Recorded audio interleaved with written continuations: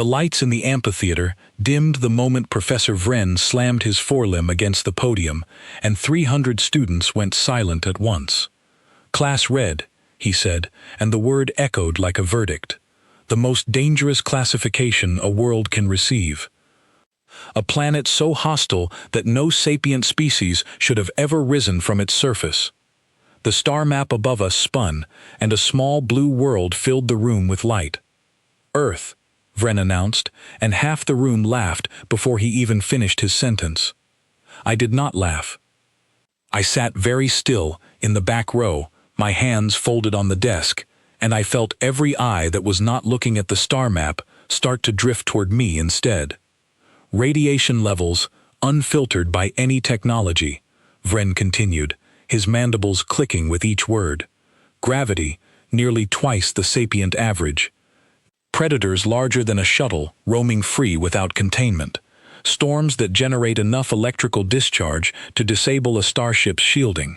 And an atmosphere," he paused for effect, "so saturated with microscopic pathogens that a single breath would be classified as a biohazard on any civilized world." A Vakari student, 2 rows ahead of me, shuddered so hard her crest feathers rattled. "Now," Vren said, "imagine a species evolving there. Imagine them walking outside, without a suit, without a filter, without so much as a helmet." He smiled, if you could call it that, showing rows of small dark teeth. "It would be suicide. No sapient mind would survive a childhood on such a world. This is why Earth remains uninhabited by its native population today. They could not have lasted." The room laughed again, louder this time, and I felt something tighten in my chest that was not embarrassment. It was disbelief. Vren tapped the podium, and the star map zoomed closer, showing green fields, blue oceans, gray mountains capped with snow. "A cautionary image," he said, "beautiful from orbit, lethal on the surface. Does anyone have questions before we move to the next case study?" I raised my hand. The laughter did not stop right away. It took a second for people to notice, and then it died in pieces, student by student, until the whole amphitheater was staring at the one seat in the back row where a human sat, with her arm in the air. Vren's antennae twitched toward me. "Yes," he said slowly, as if he had forgotten I existed until that exact moment. "The human. You have a question about the material?" "Not a question," I said. "A correction." Someone near the front whispered something I did not catch, and someone else shushed them. "I grew up there," I said, "on Earth, outside, without a suit." The silence that followed was not the polite kind. It was the kind that makes the air feel thicker, like the whole room was holding its breath at once. Vren's mandibles stopped clicking. "Explain," he said. I lowered my hand and thought about where to even begin. Because how do you explain an entire childhood to a room full of people who think your species should not exist? "When I was 6, I said, "I fell out of a tree, broke my arm in 2 places. The healers set the bone, wrapped it in a cast, and I was climbing that same tree again 3 months later." A Threnian student in the 3rd row tilted his head, confused, like the sentence did not compute. "When I was 9, I continued, "I got caught outside during a thunderstorm. The kind you just described. Lightning struck a tree less than 50 meters from where I was standing. I felt the ground shake through my shoes. I ran home, soaked and laughing, and my mother made soup." "That is not possible," said a voice from somewhere in the middle rows. I could not tell which student it belonged to, only that it carried real fear in it, not mockery. "When I was 12, I said, ignoring the interruption, "I swam in a lake that had, according to Academy standards, several thousand microbial species per milliliter of water. I swallowed some of it by accident. I got a stomachache. I was back in school the next day." Vren's antennae had gone completely still, which I had learned during my first semester meant something in Kethrali body language, though I still was not certain what. "You are describing routine activities," he said, his voice quieter now, "not survival scenarios." "That is exactly my point," I said, These were routine activities. This is what it means to be a child on Earth. We do not grow up inside domes. We do not filter our air before we breathe it. We walk outside in the morning, and the sun touches our skin directly, and in the evening, insects bite us, and we scratch the bites and keep walking. A student near the front raised a shaking hand of her own, an Ithari with pale scales and wide, startled eyes. "You are saying," she said, "that your entire species developed an immunity to open-air pathogens without any technological intervention." "I am saying that is exactly what happened," I said. "Not because we are special, because the ones who could not survive it did not live long enough to have children. That is how selection works, isn't it? You teach us that in the first week of this course." Vren's mandibles began clicking again, slower this time, thoughtful instead of dismissive. "The current Academy classification for Earth," he said, mostly to himself, "was established 400 years ago, based on remote atmospheric readings and orbital biological scans. No Kethrali surveyor has ever set foot on the surface." "I know," I said. "I have read the file. I requested access to it during my first week here, actually, out of curiosity. It describes my home as one of the deadliest environments ever catalogued by this academy." "And you believe this classification is incorrect," Vren said. "I believe it is incomplete," I said. "It measures danger correctly. It just assumes danger means nothing sapient can live there. On Earth, danger is just Tuesday." A ripple of confused muttering moved through the room, students turning to each other, some skeptical, some visibly unsettled. "Just Tuesday," Vren repeated, testing the phrase like it was a foreign concept, which to him, it probably was. "It means an ordinary day," I said. "Nothing special. My grandmother used to garden outside every single morning, bare hands in unfiltered soil, unfiltered sunlight on her back, and she lived to 91 years old. That is not remarkable where I come from. That is just how a long life looks." The Vakari student who had shuddered earlier spoke up, her voice small. "How is this survivable?" she asked. "The radiation alone should cause cellular damage across multiple generations." "It does," I said. "Skin can burn, people get sick, some people die young, from disease, from accidents, from the storms you mentioned. Earth has never pretended to be safe. But the ones of us who are alive today, we are the descendants of every single person who managed to survive that world for thousands of generations without any of the protections most of you consider mandatory just to step outside." I paused, and for the first time since I had raised my hand, I let myself smile. "You call it Class Red," I said. "We just call it home." Vren stood very still at the podium, his antennae slowly rotating toward the star map, still glowing behind him, green fields and blue oceans and gray mountains under an unfiltered sun. "This changes the framing of today's lecture considerably," he said, and for the first time since I had known him, he did not sound condescending. He sounded uncertain, which was somehow more unsettling to the room than anything I had said. "Professor," said the Threnian student from the third row, his voice tight, "if what she is saying is true, then the classification system itself may be flawed, not just for Earth, for any world we have never physically surveyed." Vren did not answer right away. He looked at the image of my planet, small and blue and glowing, hanging in the air above 300 students who had walked into this room believing it was a graveyard. "Miss Locke," he said finally, using my name for the first time all semester, "would you be willing to remain after class today? I believe the Academy's Field Studies Department may want to speak with you directly."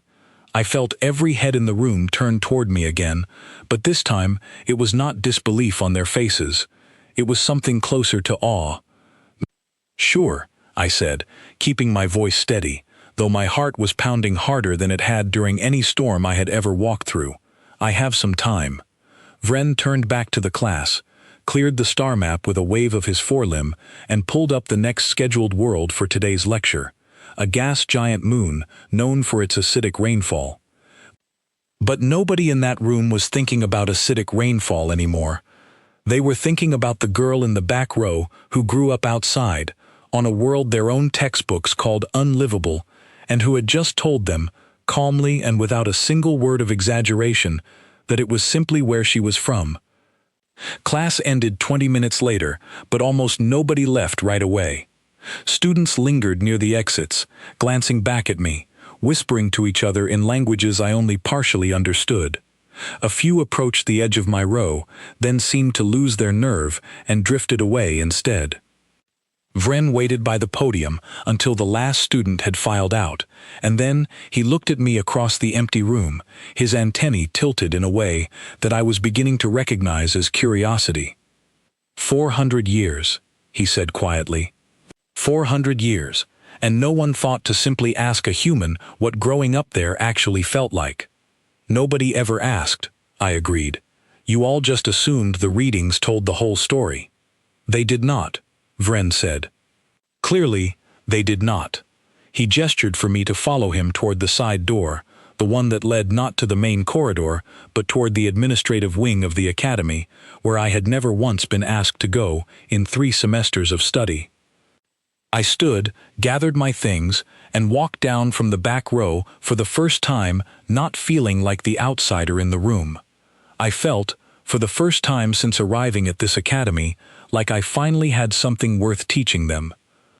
Sit, said Director Halven, without looking up from the data slate in her hands, and I realized I had walked into a room where the temperature had been raised specifically for me, a small kindness that told me more about how seriously they were taking this than anything she said in the next hour. The office was narrow, lined with specimen jars and star charts, and Vren stood near the door with his forelimbs folded, watching me the way a scientist watches a result they did not expect. You told my colleague that human children survive open exposure to your planet's environment as a matter of course, Halven said. She was Ithari, older than most of the students I had seen, her scales a deep silver that caught the light strangely. I would like you to explain how, in detail, and I would like you to assume I know nothing about human biology, because as of an hour ago, I discovered that I do not. That's fair, I said, and I tried to think of the simplest place to start. Our bodies fight sickness using something called an immune system. It is not a piece of technology. It is built into us, from birth, and it gets stronger every time it encounters something new. Stronger, Halven repeated, through exposure to pathogens. Exactly, I said. When I was a baby, I got sick constantly. Colds, fevers, infections. My parents were tired and worried, the way parents everywhere probably are. But each time my body fought something off, it remembered how. By the time I was an adult, my body could recognize thousands of different threats and respond to most of them before I even felt unwell. Vren shifted near the door. This process, he said, does it carry risk of death in the early stages? Yes, I said honestly, because there was no point softening it. Some children do not survive early illness. It is one of the hardest parts of our history. But over many thousands of years, the ones who did survive passed that resilience forward, and the ones who were most vulnerable were, tragically, less likely to. That is evolution. You teach it in every biology class on this station. It simply looks different when you apply it to a world your academy never bothered to visit. Halven set down her data slate. Skin, she said. Direct radiation exposure. Explain that. Our skin produces a pigment called melanin, I said. It acts like a natural filter against solar radiation. Different populations on Earth have different amounts of it, depending on how much sun exposure their ancestors experienced over thousands of years. Too much unprotected exposure can still cause damage, even harm that shows up decades later. We are not immune to the sun. We have simply built a body that can tolerate it well enough to live, work, and raise children under it every single day. And the temperature extremes, Vren said. Your files mention regions of Earth that experience both freezing cold and severe heat, sometimes within the same year. That's true, I said. I grew up somewhere with all 4 seasons. Winter could drop below freezing, with snow up past my knees. Summer could climb hot enough that the pavement would burn bare feet. My body adjusts. We sweat to cool down.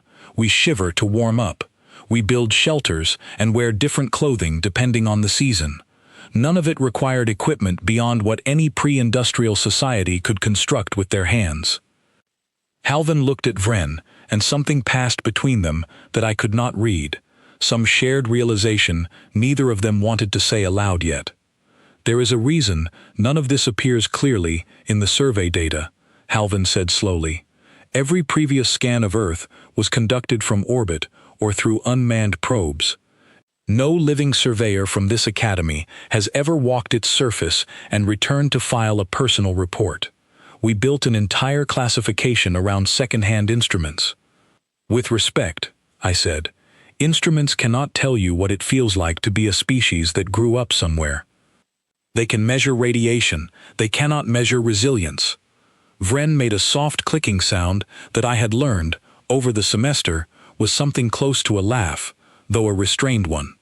I have taught this course for 11 years, he said. I have shown that exact image of Earth to 11 classes of students, and told them, without hesitation, that no sapient life could endure there unshielded. I said it with complete confidence, because the data supported it, and in one afternoon, a 19-year-old student proved me wrong using nothing but her own childhood. I'm not trying to embarrass you, I said, and I meant it. I know the data looked convincing, I just also know what it feels like to fall out of a tree and get back up. Halvan stood, walked to the window, and looked out at the stars for a long moment before speaking again. Miss Locke, she said, how many humans currently attend this academy? 14, I said, across all years and departments. And how many of them have you spoken to about today's lecture? None yet, I admitted. It only happened an hour ago. I would like to propose something, she said, turning back to face me. The Academy conducts supervised field studies twice each semester, sending small groups of students to catalog environments considered moderately hazardous, always under full protective protocol. I would like you to join the next one. I've read the schedule, I said. The next trip is to a moon with a thin, partially toxic atmosphere. Radiation exposure well above safe limits for most catalog species. Yes, Halvan said. I would like to observe how a human performs under those conditions, compared to your classmates, using proper safety measures, of course. Not as a demonstration, as genuine research. If everything you have told us today is accurate, it may be time this academy reconsidered how it evaluates worlds it has never physically visited. I felt my pulse quicken, not from fear, but from something closer to excitement, the same feeling I used to get as a child, standing at the edge of a hiking trail my parents said was too difficult for someone my age. I'd like that, I said. I think it's about time somebody actually went and looked, instead of just reading numbers from orbit. Vren stepped forward from the doorway, his antennae tilted toward me, in what I now understood was genuine respect. There is something else I would ask, he said. With your permission, I would like to record a follow-up lecture, using your testimony as the primary source material. Not to replace the data, to add context, the data has always been missing. You want me to teach the class? I said, surprised. I want you to correct it, Vren said. There is a difference. I have spent a career teaching students to fear a world I never once questioned. I would rather spend the remainder of it teaching them the truth, even if the truth makes an old professor look foolish in front of 300 students. I thought about my grandmother in her garden, bare hands in unfiltered soil, about the thunderstorm when I was 9, about every ordinary Tuesday of my childhood that this academy had spent 400 years believing was an impossible dream. All right, I said. But I want to start with something simple. I want to show them what a picnic looks like. Halvan blinked, her scales rippling in what might have been confusion. A picnic. A meal, outside, on the ground, with no shelter, no filtration, no protective barrier of any kind, I said. Just people, sitting in the grass, eating food they made with their own hands, under an open sky. That is considered, by every metric in our database, an extremely high-risk activity, Vren said, though there was something almost amused in his voice now. On Earth, I said, we call it a Sunday afternoon. The meeting ended not long after that, with plans set for the field trip in 9 days, and I walked back through the Academy's long silver corridors alone, past students who now recognized me on sight, some offering nervous nods, others simply staring with open curiosity where before there had only been pity. I did not mind the staring anymore. For the first time since arriving here, it did not feel like they were looking at something fragile. It felt like they were looking at something they had underestimated. That night, in my small quarters near the edge of the student wing, I sat by the narrow window and looked out at the stars, thinking about home, about the way morning light used to fall across the kitchen table before school, about the smell of rain before a storm rolled in over the hills behind our house. None of it had ever felt dangerous to me. It had only ever felt like living. I thought about the 9 days ahead, about the moon we were scheduled to visit, about the careful protective suits my classmates would wear, and the rebreather I intended to request instead. And I felt something settle inside me that I had not expected to feel on this station. Confidence. Not the loud kind, not the kind that needed an audience. Just the quiet certainty of someone who already knew, deep down, that whatever waited on that gray, thin-aired moon could not possibly be harder than the world that raised her. I closed my eyes, and for the first time in months, I slept without dreaming of home, because for the first time in months, this station had finally started to feel a little like it too. 9 days was not very long to prepare, but it was long enough to notice how the academy around me had already begun to shift. Word of the lecture spread faster than I expected. By the second day, students I had never spoken to were stopping me in the corridors, asking careful, curious questions. A young Threnian cadet named Colwyn asked if it was true that humans could go multiple days without water before serious harm occurred, and seemed genuinely stunned when I explained that 3 days was considered the outer limit for most people, not an impressive feat, but a basic survival fact every human child eventually learned camping with their families. A Vakari student named Ashra, the same one who had shuddered in the lecture hall, found me in the dining commons on the 4th day and sat across from me without asking, which for a Vakari was almost aggressively bold. I looked up the historical record, she said, sliding a data slate toward me. Before your industrial era, before any medical technology existed at all, your species already had settlements on every landmass of your planet, in nearly every climate extreme catalogued. That's right, I said, without shelters rated for radiation, without filtered water, without any of the protective measures this academy considers baseline requirements for survival. Also right, I said, and I could see the effort it took her to reconcile what she was reading with everything she had been taught to believe. How, she said finally, not as a challenge, but as something closer to a plea for understanding. Because we didn't know any better, I said, and because giving up was never really an option. When the world is dangerous everywhere, you don't wait for it to become safe. You learn to live in it anyway, and you get better at it with every generation, until one day your granddaughter is sitting in a classroom on a space station telling strangers that a picnic in the grass is just an ordinary afternoon. Ashra was quiet for a long moment, turning the data slate over in her hands. I think, she said slowly, that I would like to attend the field trip as well, if observers are permitted.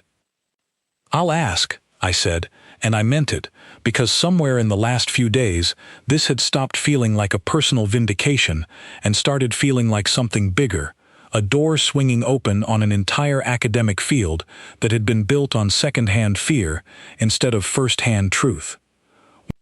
By the 7th day, Hall then confirmed the trip roster, 12 students total, myself included, along with 2 senior faculty members and a support crew responsible for monitoring equipment.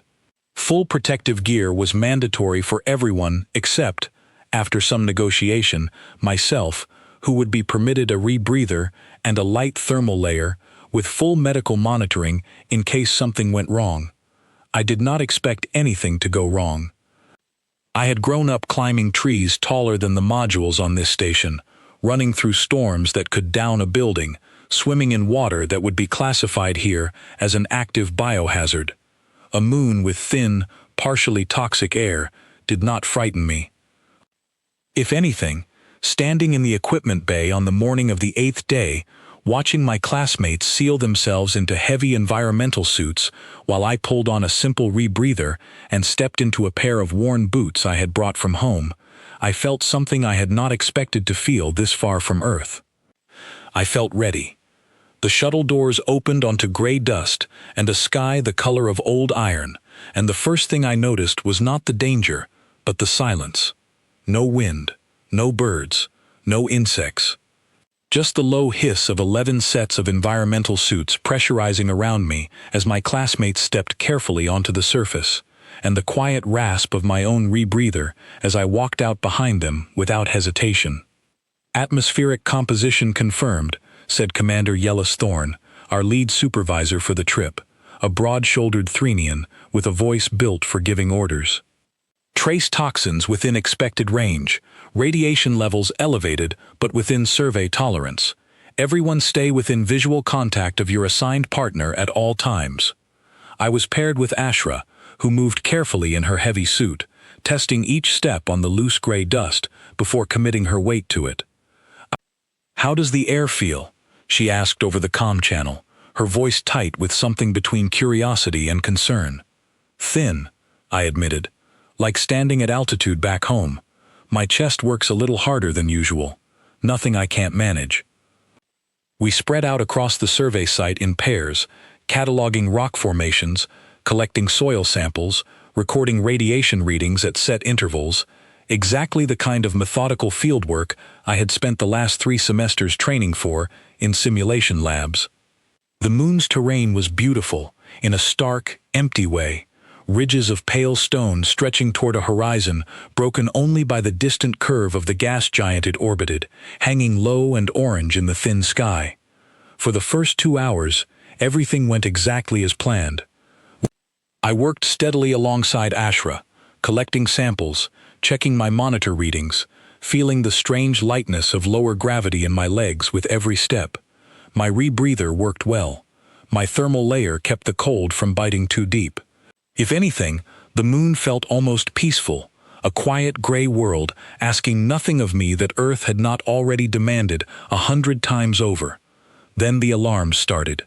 It began as a low tone in every helmet channel at once, followed immediately by Commander Thorne's voice, sharp and clipped in a way that told me this was not a drill.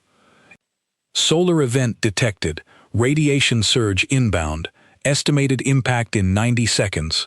All personnel, return to shuttle immediately." I felt the ground seem to tilt beneath me, not literally, but in the way your whole understanding of a situation can shift in a single heartbeat. Around me, students who had been moving carefully now moved fast, boots kicking up gray dust as they scrambled toward the shuttle nearly 400 meters away. "Ashra, with me," I said, grabbing her arm through the thick fabric of her suit, and we began moving together, faster than her suit's mobility settings were really designed for. We were maybe halfway back when the first flare hit.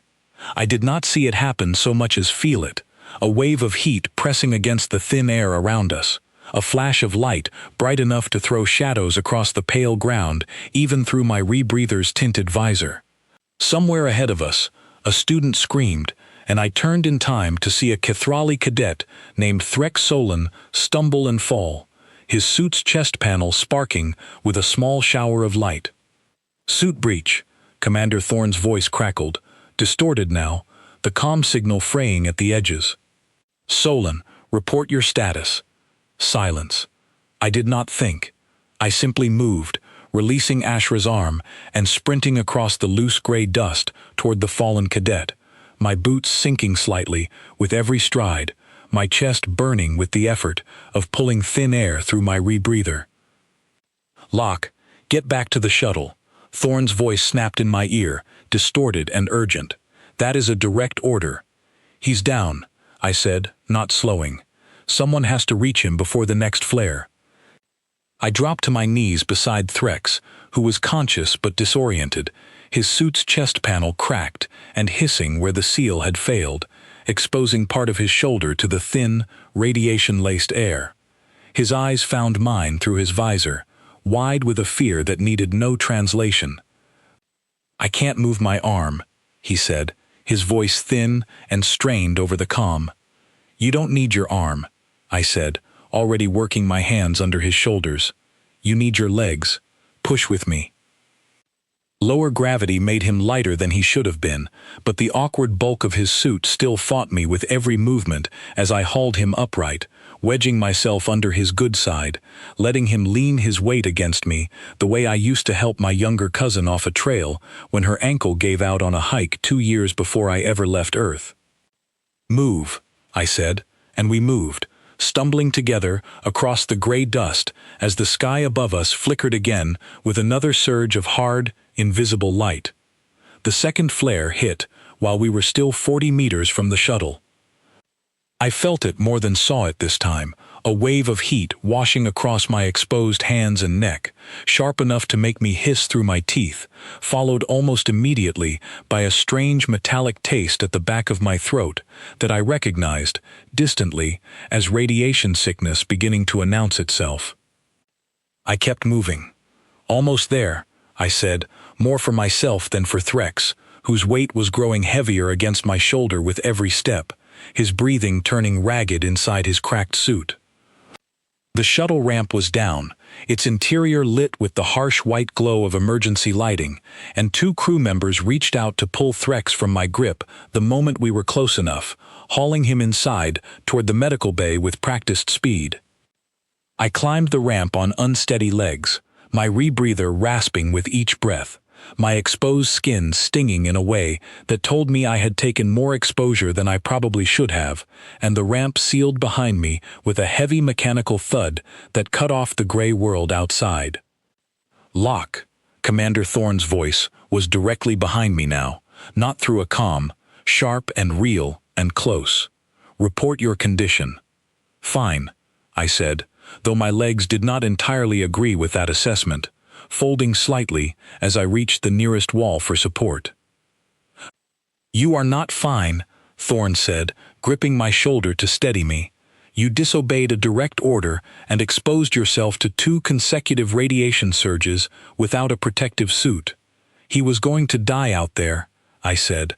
"Somebody had to reach him."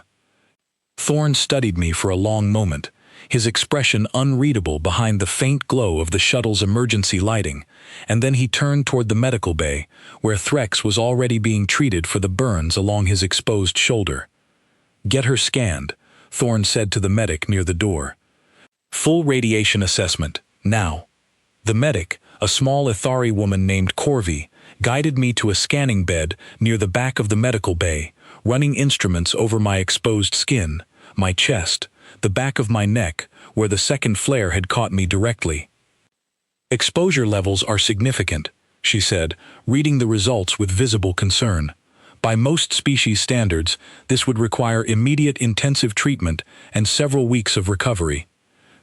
"By most species standards," I repeated, feeling the strange metallic taste finally beginning to fade from my throat, replaced by a dull, familiar ache, the kind I remembered from bad sunburns as a child, painful but never once frightening. Corvi ran the scan a second time, as if she did not trust the first result, then a third. "Your cellular repair rate," she said slowly, "is already compensating for the damage. I have never seen a response curve like this, outside of engineered medical treatment." "It's not engineered," I said, wincing as she applied a cooling gel to the reddened skin along my neck. "It's just how we heal. Slowly, without machines, the same way we've always healed everything else." Across the medical bay, Threx lay on a treatment bed of his own, his shoulder wrapped and stabilized, his breathing steadier now than it had been outside on the gray dust. He turned his head toward me, his expression somewhere between gratitude and disbelief. "You should not have been able to do that," he said. "Carry me. In lower gravity, in that atmosphere, exposed like that." "I've carried heavier things across worse ground," I said, and I meant it, thinking of a summer when I was 15, helping carry my grandfather's equipment up a mountain trail after his knee gave out halfway to the summit. No suits, no rebreathers, just stubbornness and tired legs and the simple certainty that turning back was not an option. Commander Thorne stood near the medical bay entrance, watching the readouts on Corvy's monitor with an expression I had not seen on him before, something between professional caution and genuine astonishment. "Your exposure levels would have required immediate evacuation and extended treatment for any other student on this shuttle," he said. "Your body has already stabilized the damage without intervention." "I told you," I said, managing a tired smile despite the ache still spreading across my shoulders. "Danger is just Tuesday where I come from." Thorne did not smile back, but something in his posture eased slightly, the tension of command giving way, just briefly, to something closer to respect. "I will need a full report from you," he said, "not for discipline, for the record. What you did out there violated protocol, but it also likely saved Cadet Solin's life." "I'll write it," I said. "Tonight, if you want." "Tomorrow," Thorne said. "Tonight, you rest, and you let Corvy finish treating that exposure, protocol or no protocol." I did not argue. By the time the shuttle lifted off the gray moon's surface and began its slow climb back toward the Academy station, most of the crew had settled into an exhausted quiet, the kind that follows any moment when things could have gone very badly and somehow, through effort and luck in equal measure, did not. Ashra found her way to the seat beside mine, partway through the return flight, her suit's helmet removed now, her expression thoughtful in the low cabin light. "I watched you run toward him," she said, "while the rest of us were still deciding whether to be afraid." "I didn't decide not to be afraid," I said. "I just decided being afraid wasn't going to help him. On my world," she said slowly, "we are taught that hesitation in a crisis is wisdom, that rushing toward danger without full assessment is reckless, not brave." "Where I'm from," I said, "sometimes there isn't time for full assessment. Sometimes you have about 90 seconds to decide whether someone lives, and you use them moving instead of thinking." Ashra was quiet for a long moment, watching the gray moon shrink behind us through the small viewport beside her seat. "I think," she said finally, "that this academy has spent 400 years being very wrong about something important." "Not entirely wrong," I said, thinking about the ache still spreading slowly across my sunburned shoulders, about the metallic taste that had not fully left my throat. "Earth really is dangerous. That part was never a lie." "Then what was the mistake?" Ashra asked. "Thinking dangerous and impossible were the same thing," I said. "They're not. My whole species is proof of that." By the time the shuttle docked back at the Academy station, word of what happened on the gray moon had already begun spreading ahead of us, carried by open comm channels and nervous whispers among the support crew, so that by the time the ramp lowered and Threx walked out under his own power, one arm still in a stabilizing sling, a small crowd had already gathered near the docking bay entrance. They were not looking at Threx. They were looking at me, walking down the ramp with sunburned skin, tired legs, and an expression I imagine looked far calmer than I actually felt, and for the first time since arriving at this academy, I understood that the story of what happened today was not going to stay contained to a single classroom or a single field report. It was going to change how this entire station thought about the world I came from, and somewhere behind that gray moon, shrinking now into the darkness of open space, I felt something settle in my chest that was not quite pride and not quite relief, but something steadier than both. I felt, for the first time since leaving home, that I had finally proven exactly what I already knew to be true. Earth had never been a place that broke its children. It had only ever been a place that built them stronger than anyone watching from a distance could possibly imagine. The summons came only 3 days after the shuttle landed, and it did not come from Vren or Halvena this time, but from the Academy's Central Research Council, a body I had only ever heard mentioned in hushed, respectful tones by senior students who had never once been called before it. "They want your incident report," Vren told me, meeting me outside the council chamber with an expression that mixed pride and nerves in equal measure. "And they want it delivered in person." "Should I be worried?" I asked. "You should be prepared," he said. "Some of the council members have spent their entire careers studying environmental hazard classifications.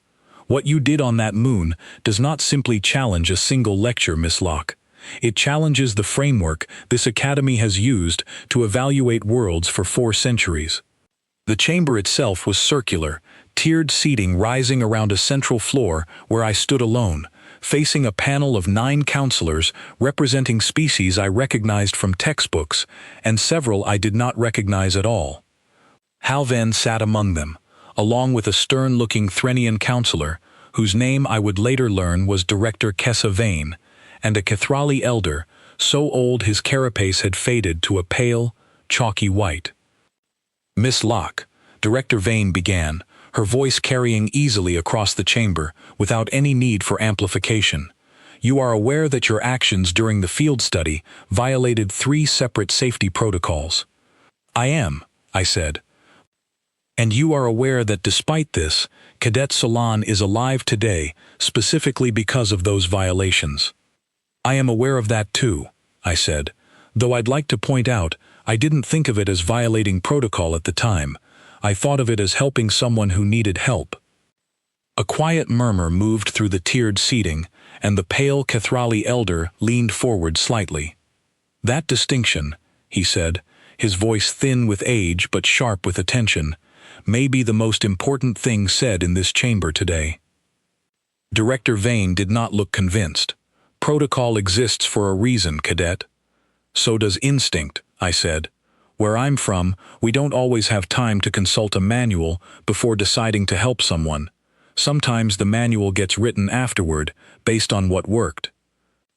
The elder Kethrali made a soft clicking sound, and I recognized it now as the same restrained laugh I had heard from Vren weeks earlier.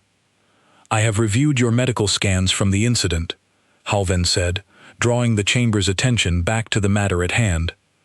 "Your exposure levels should have required, at minimum, 3 weeks of intensive treatment. Instead, according to your latest scan yesterday, your recovery is already 90% complete. That tracks with everything else I've told you about human healing," I said. "It is not simply a matter of healing speed," said a counselor I did not recognize, a tall, slender being with pale luminescent skin and no visible eyes, whose voice seemed to come from everywhere in the chamber at once. "It is a matter of what this implies for every prior survey this academy has ever conducted." "I don't follow," I admitted. "If Earth's classification is inaccurate," the luminescent counselor continued, "built on remote data that failed to account for the resilience of its native species, then how many other worlds across this academy's 400 years of records share the same flaw? How many planets have we labeled uninhabitable simply because we never sent a living being to walk their surface and prove otherwise?" The chamber fell silent at that, and I understood, watching the counselors exchange careful glances, that this conversation had already grown far larger than me, larger than Earth, larger than a single field trip to a gray moon with thin, toxic air. "I can only speak to what I know," I said carefully. "I know my planet. I know what it did to the people who lived there, and I know what it built out of the ones who survived. I can't tell you how many other worlds might be the same, but I'd guess I'm not the only proof this academy has been missing." Director Vane studied me for a long moment, her expression unreadable. "You believe there may be other species," she said, "raised in conditions this academy has dismissed as impossible, simply waiting for someone to ask them the right question." "I think it's worth finding out," I said. Before you write off an entire world based on numbers, nobody bothered to double-check in person. The chamber discussion continued for nearly 2 hours after that. Most of it conducted in technical terms I only partially followed. References to survey protocols, historical classification records, proposed amendments to field study requirements. I stood through most of it, answering questions when they were directed at me, describing my childhood in increasingly specific detail, until I began to feel less like a student defending her actions and more like a witness testifying to an entire way of life the Academy had never once bothered to understand.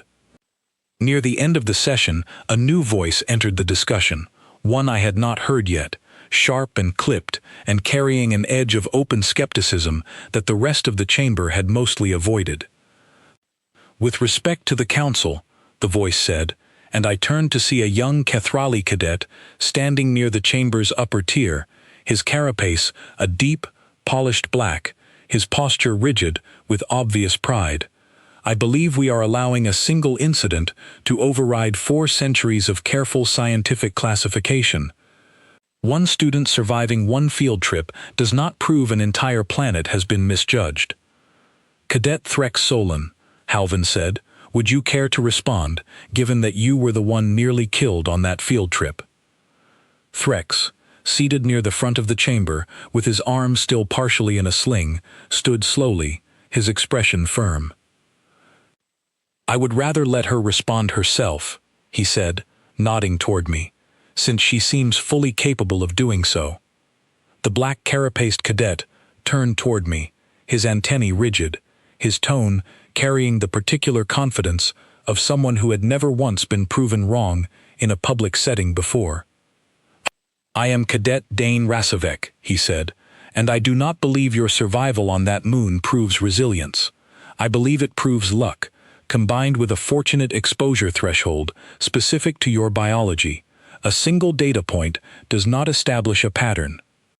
"That's a fair scientific position," I said, keeping my voice level despite the challenge in his tone. "What would satisfy you, exactly?" Dane's antenna angled toward me, sharp and precise. "A controlled trial," he said. "A simulated environment, calibrated to conditions harsher than anything documented on your planet's surface, with full observation. If you survive that without assistance, I will accept your claims. If you do not, this council will understand that what happened on the moon was circumstance, not proof of species-wide resilience." A ripple of murmurs moved through the chamber, and I felt every eye once again turned toward me, waiting. I thought about my grandmother in her garden, about the thunderstorm when I was 9, about carrying my grandfather's equipment up a mountain trail with tired legs and no equipment beyond stubbornness, about Threx's weight against my shoulder on gray dust under a flickering, radiation-streaked sky. "All right," I said, "I accept." Dane's antennae twitched, as if he had expected hesitation and received none. "You understand the conditions will be severe," he said. "Extreme heat, thin toxic atmosphere, hostile terrain, and simulated predator activity, calibrated well beyond anything your species' historical record documents, surviving without technological assistance." "I understand," I said. "Design it however harsh you think is fair. I'll be there." Director Vane raised a hand, quieting the murmurs that had begun spreading through the tiered seats. "The Council will authorize this trial," she said, "under full medical supervision and strict safety overrides, given the seriousness of what is being tested. Miss Locke, are you certain this is what you wish to pursue?" "I've spent my whole life being told the world I grew up in was trying to kill me," I said. "I'd like the chance to finally show this academy what it actually built instead." The elder Kethrali counselor, silent for most of the session, spoke one final time before the chamber began to empty. 400 years, he said quietly, mostly to himself, though his voice carried easily in the circular room.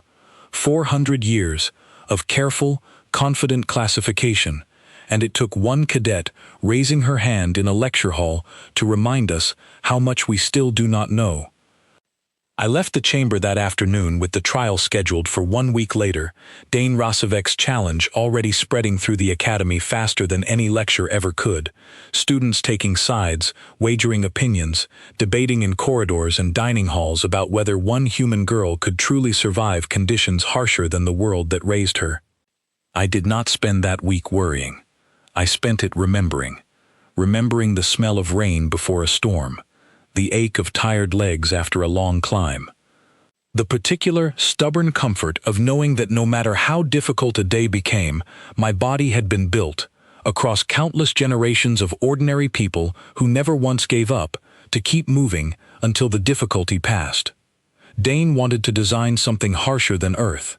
I almost felt sorry for him, because I did not think he understood, not yet, exactly what that would require. Heat hit me the moment the chamber doors sealed shut behind me, a dry, crushing wave of it pressing against my skin like an open oven door, and somewhere in the artificial sky above, a pale orange sun blazed down with an intensity the simulation's designers had clearly built to punish.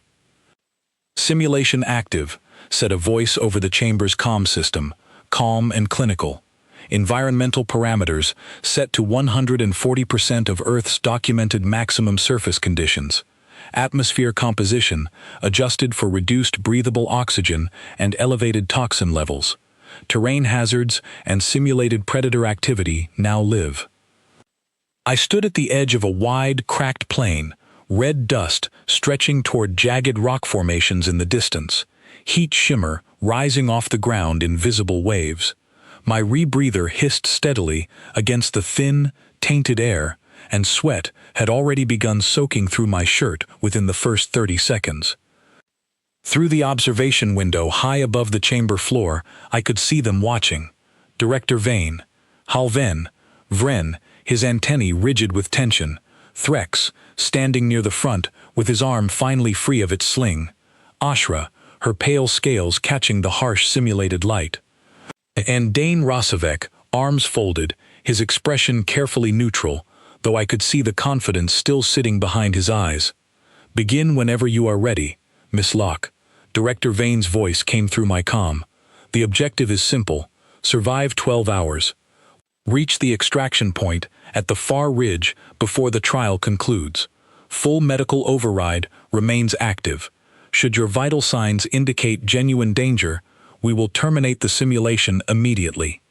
"Understood," I said, and I started walking. The heat was the first real test, the kind of dry, relentless pressure I remembered from a summer trip through desert country back home, when I was 17 and foolish enough to think a single canteen of water would be enough for a full day's hike. It had not been enough. I had learned, the hard way, how to ration what little I had, how to pace my breathing, how to find shade in the smallest folds of rock, and use it wisely instead of wastefully. I applied all of it now, moving in careful, measured intervals, resting in the shadow of jagged formations every 20 minutes rather than pushing straight through the worst of the heat, sipping sparingly from the small water supply strapped to my thigh. 2 hours in, the first simulated predator appeared. It emerged from behind a rock formation ahead of me, a low, four-legged construct built from projected light and physical force fields, snarling with an artificial intelligence sharp enough to hunt convincingly, its simulated claws kicking up small clouds of red dust as it began circling at a distance. I did not run. Running from a predator that could likely outpace me was, I remembered clearly from every wilderness lesson my father had ever taught me, usually the fastest way to guarantee it caught you. Instead, I made myself as large as I could, raised my arms, and shouted, my voice carrying flat and hard across the cracked plain. The construct hesitated, circled once more, and then retreated behind the rocks, exactly as a genuine wary predator might, uncertain whether I was worth the risk of a direct confrontation. I kept walking. By hour 4, the terrain grew rougher, the plain giving way to a maze of narrow ravines and loose scree, forcing me to test each foothold carefully before trusting it with my full weight. I thought of every mountain trail I had ever climbed, every loose rock that had shifted beneath my boots as a teenager, every lesson learned the hard way about moving slowly through unstable ground rather than quickly and carelessly. My hands were scraped raw by hour 6, my knees bruised from a fall I managed to catch before it became serious. But I kept moving, kept pacing my water, kept finding shade where I could, kept doing exactly what every ordinary human before me had done across thousands of years of walking through places that wanted, in one way or another, to stop them. By hour 8, the chamber's simulated sky began to darken, the harsh orange sun sinking toward a jagged horizon, and the temperature that had punished me all day began dropping sharply, the kind of steep desert cold that could be just as dangerous as the heat that preceded it. I pulled the thin thermal layer from my pack and wrapped it around my shoulders, exactly as I had learned to do on cold nights camping as a child, when my father taught me that surviving a desert meant respecting both faces of it, the burning day and the freezing night, neither one forgiving of carelessness. It was during this stretch, moving carefully through the dark along a narrow ridgeline, that I found her. She was not part of the original trial parameters, I realized later, but a secondary simulation the Council had quietly added, a projected figure meant to represent a stranded colonist, sitting against a rock formation with a simulated injury to her leg, calling weakly for help in a voice calibrated to sound frightened and real. I could have walked past her. The trial's objective was reaching the extraction point, not assisting a simulated figure that existed only to test my priorities under pressure. I understood that, even as I knelt beside her anyway, checking the simulated wound, tearing a strip from my own thermal layer to bind it as best I could. "You're going to be all right," I told her, though she was not real, though this was a test, because somewhere back on Earth, in 100 different moments across my own childhood, someone had once said those exact words to me, and it had mattered more than almost anything else in the moment it happened. I helped her up, let her lean against my shoulder the same way Threx had leaned against me on that gray moon, and together we continued toward the ridge, slower now, but moving. The extraction point came into view just as the chamber's artificial sky began to lighten again, the 12th hour approaching, my legs aching with a deep, familiar exhaustion I recognized from long days on real trails under a real sun. I crossed the final stretch of loose rock with the simulated colonist still leaning against me, my rebreather hissing steadily, my body scraped and sunburned and utterly, completely alive. "Trial complete," the chamber's voice announced. "Extraction point reached with 11 minutes remaining. Simulation ending." The heat vanished instantly, the red dust dissolving into the chamber's plain gray floor, the simulated colonist fading from existence beside me, leaving me standing alone, breathing hard, sweat-soaked, and trembling with exhaustion in the sudden quiet. The observation doors opened, and they came down onto the chamber floor together, Halvin first, then Vren, then Ashra, then Threx, all of them moving toward me with an urgency that told me, more clearly than any words could, exactly what they had just watched. "Your vitals never once crossed into genuine danger territory," Halven said, checking a data slate as she approached, her voice carrying open astonishment. "Elevated stress, yes. Significant physical strain, yes. But nothing approaching the thresholds we prepared emergency intervention for." "I told you," I said, managing a tired smile despite the ache in every part of my body. "This wasn't harder than home. It was just a different version of the same thing." Dane Rasavik approached last, his earlier confidence noticeably absent, his antennae angled downward in a posture I had come to recognize as something close to humility. "You stopped," he said. "For the injured figure, it was not part of your objective. It would have been faster and safer to leave her behind." "Where I'm from," I said, "leaving someone behind because helping them costs you something isn't considered a survival strategy. It's considered a failure." Dane was quiet for a long moment, and then he did something I had not expected, lowering his head slightly in a gesture I recognized, from 3 semesters of Academy culture classes, as a formal acknowledgement of error among Kethrali cadets. "I was wrong," he said simply. "About the trial, about the luck, about all of it." "Thank you for saying that," I said, and I meant it, because I understood, even exhausted and sunburned and aching in every limb, that this moment mattered more than any single field trip or lecture hall correction ever could. Director Vane arrived last, her expression carrying none of the careful neutrality she had shown in the council chamber days earlier. "The council will need to review the full data," she said, "but I believe I can say, with reasonable confidence, that Earth's classification will be formally amended in the coming months." "What will you call it instead?" I asked, curious despite the exhaustion pulling at every part of me. "That remains to be decided," she said, "though I suspect the phrase Class Red will no longer apply." Weeks later, when the amendment was finally published across the Academy's official records, the language chosen was more clinical than poetic, describing Earth as a high-selection pressure world, home to a species whose baseline resilience exceeded 90% of catalogued sapient life, a planet whose surface conditions, while genuinely hazardous, had produced rather than prevented the rise of a technological civilization. I read the amendment alone in my quarters, the same narrow room where I had once sat looking out at unfamiliar stars, wondering if this station would ever feel like anything close to home. It felt different now. Not because the stars outside my window had changed, but because the space between me and everyone around me finally had. Vren found me 2 days later, in the same lecture hall where this had all begun, preparing a new presentation for his incoming class, one that no longer opened with Earth as a cautionary tale. "I wanted you to see this before the lecture," he said, pulling up the star map, the small blue world spinning gently above the podium, green fields and blue oceans, and gray mountains under an unfiltered sun.